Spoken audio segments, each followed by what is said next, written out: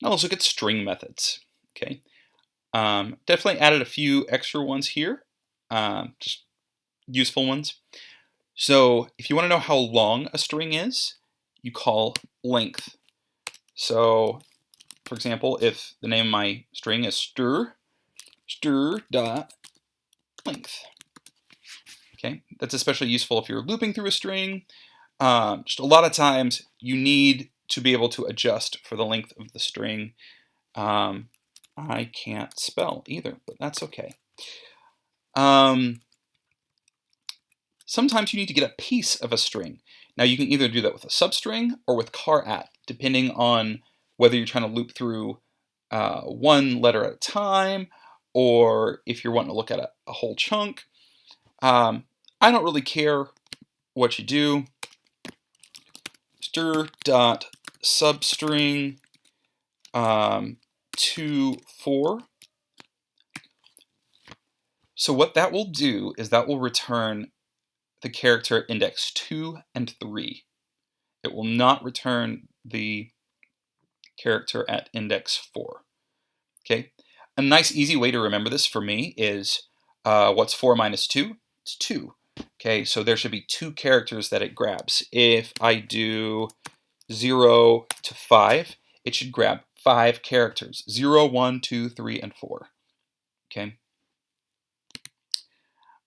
You can also call this method where str.substring 4. And if you do that, it's going to go from 4 to the end.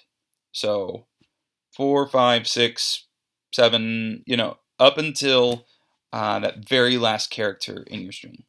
Okay, so that way you don't have to worry about accidentally screwing up that second parameter there.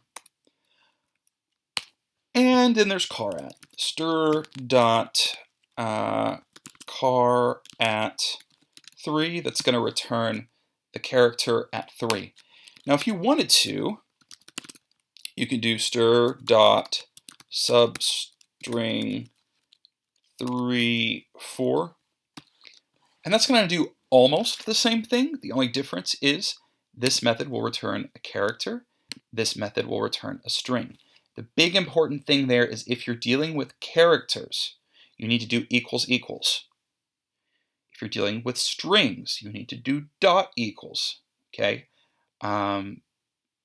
If you're comparing two characters or two strings. Also remember, characters are single quote, strings are double quote.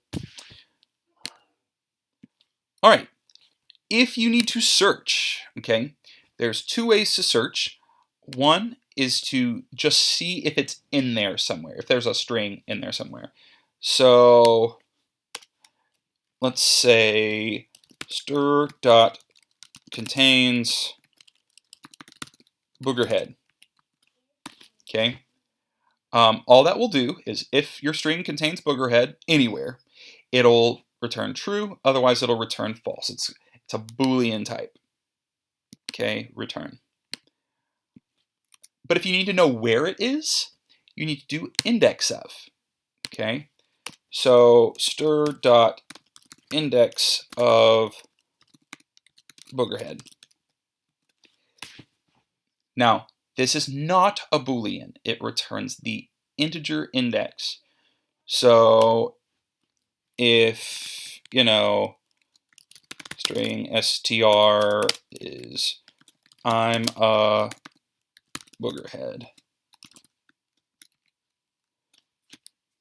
and I call, index of boogerhead, it's going to go, okay, 0, 1, 2, 3, 4, 5, 6.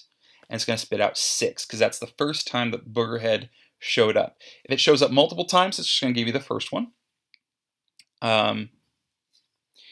If it's not in there at all, it's going to return -1. Okay, so you can actually use this instead of contains if you want. So if you do something like that, that's the same as asking if it's there. Okay, but honestly, if all it's asking is if it's there, I would use contains. Finally, there's comparison. If you want to compare two strings, don't forget to use dot equals instead of equals equals. You will lose a point on that. Okay, that is one of the things that they require you to know. Compare to, remember, basically looks at alphabeticalness. Okay, so not worrying about upper and lowercase. If let's say string 1 is, hi, and string 2 is Joe, and I do string 1 dot compare to string 2. Okay, well, does H come before J or after J? Well, H comes before, so it's going to be less. In this case, it spits out -2, but really, for our purposes, all that matters is that it's going to be less.